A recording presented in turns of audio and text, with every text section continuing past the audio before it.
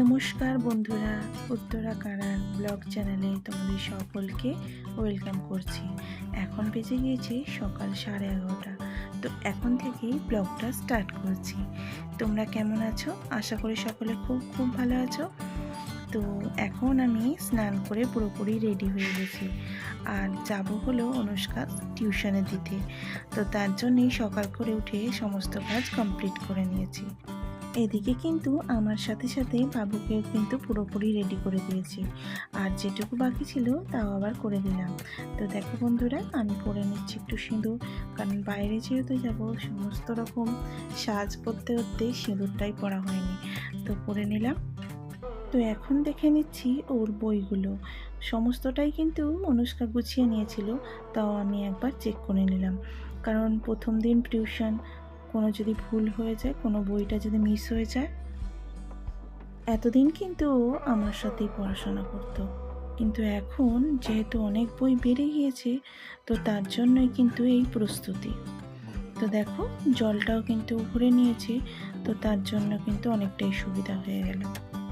তো এই বছর থেকেই ওদের কিন্তু শুরু হচ্ছে হলো সংস্কৃত। তো এই সংস্কৃতটা ঠিক কিভাবে পড়তে হবে সেইটাই ওর টিচারের কাছে বেশি করে দেয়া।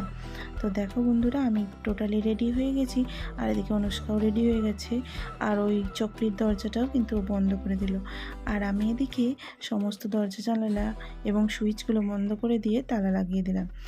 আর যেহেতু লিফট চালু আছে, একটু সুবিধাই হয়েছে, তো তার জন্য কিন্তু ওরা চলে এসেছে। আর দেখো, দুজনে কিন্তু রেডি হয়ে একদম লিফটের কাছে চলে এসেছে।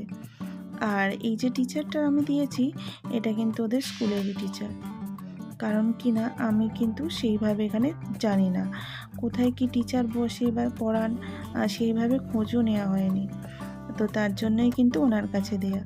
দেখো বন্ধুরা, আমরা রেডি হয়ে গেছি, আর এদিকে লিফটটাও চলে এসেছে, তো আমরা চলে আসছি নিচেতে। তো বন্ধুরা, আমাদের সবথেকে বড় কঠিন পরিস্থিতি হয়ে যায় অন্য স্টেটে এলে, কারণ আমরা যেহেতু বাঙালি, বাংলা পড়েছি, বাংলা মিডিয়ামে পড়েছি, তো এখানে কিন্তু গুজরাটি মিডিয়াম, আর গুজরাটিতে সবথেকে কঠিন সাবজেক্ট হলো গুজরাটি, মানে পড়তেও জানি না, বলতেও জানি না, ওইখানেই হচ্ছে সবথেকে বড় প্রবলেম। তো দেখতে দেখতে দেখো লিফটটা চলে এসেছে, তো আমরা বেরিয়ে পড়েছি। তো এখানে দেখো গ্রাউন্ড ফ্লোরটা কেমন, আর বাইরে না বীভৎস গরম আর প্রচণ্ড রোদ্দুর, তার জন্য কিন্তু নিয়ে নিয়েছি ছাতা। তো অনুষ্কাকে বললাম, তুমি ছাতাটা বার করে নাও, কারণ এত রোদে গেলে তোমার শরীর খারাপ হয়ে যাবে। তো দেখো, ছাতাটাও কিন্তু বার করে নিয়েছি, আর বাইরে কি সুন্দর আকাশটা, তাই না? আর এদিকে দেখো, আমাদের গেটের সামনে আমাকে একজন বাইক করছে। তো দেখো বন্ধুরা, এইটা হলো আমাদের বিল্ডিংটা, আর এই সামনেই কিন্তু লিফট, আর গেটের সামনেই আমাদের বিল্ডিংটা হয়, অনেকটাই কিন্তু সুবিধা হয়েছে। তো আমরা যেহেতু গুজরাটে থাকি, তো এখানে সব বিল্ডিংয়েই এইভাবে কিন্তু গেট করা রয়েছে। তো বাইরের আকাশটাও কিন্তু প্রচণ্ড সুন্দর, আর রোদের তাপও প্রচণ্ড, আর একটু এলেই আমাদের কিন্তু এরকম একটা সাবওয়ে পেরোতে হয়, যার উপর দিয়ে গেছে রেল লাইনটা, যেটা তোমরা জানালা দিয়ে দেখতে পাও আমার। তো দেখো, এরপরে কিন্তু বাস সাইডে পড়ে যাচ্ছে একটা হল, এখানে কিন্তু বিয়ে টিয়ে সমস্ত অনুষ্ঠান হয়। যখন থেকে আমি এসেছি সুরাটে, এখানে কিন্তু অনেকই বিয়ে দেখেছি, আর সুন্দরভাবে কিন্তু ড্রয়িং করা রয়েছে, কি সুন্দর লাগছে। আর এই সাইডে হলো একটা মন্দির, এটাই হলো কৃষ্ণ মন্দির, আর একটু আগে আসার পরেই এটা কিন্তু একটা শিব মন্দির।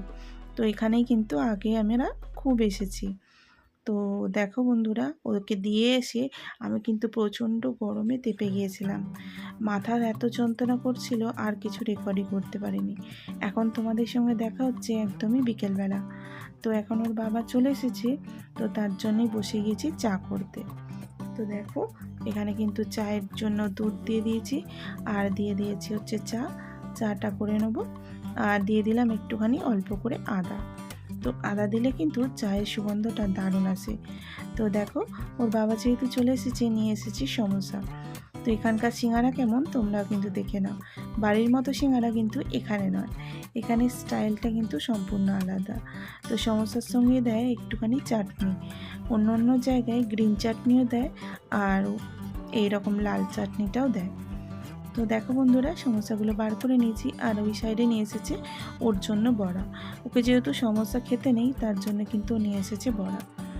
এবার সমোসা আনলে এরকমই করে, ওর জন্য আলাদা নিয়ে আসে আর আমাদের জন্য আলাদা। তো ফাইনালি দেখো সমোসাগুলো রেডি করে নিয়ে চলে এসেছি আর তাড়াতাড়ি খাওয়া দাওয়া করে নেব, কারণ যেতে হবে একটু বাজারে।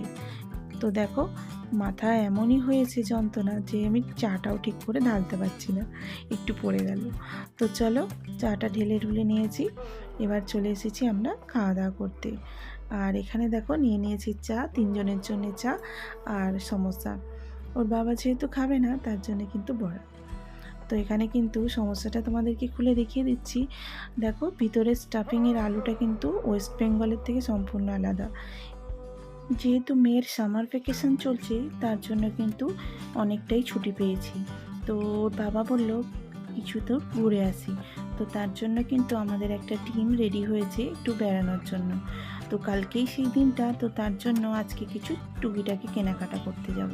তো তার জন্য দেখো বন্ধুরা রেডি হয়ে গিয়েছি আর এসে গিয়েছি আমাদের সামনে একটা হাট মতন বসে, এখানে কিন্তু ভালোই সুন্দর জিনিস পাওয়া যায়।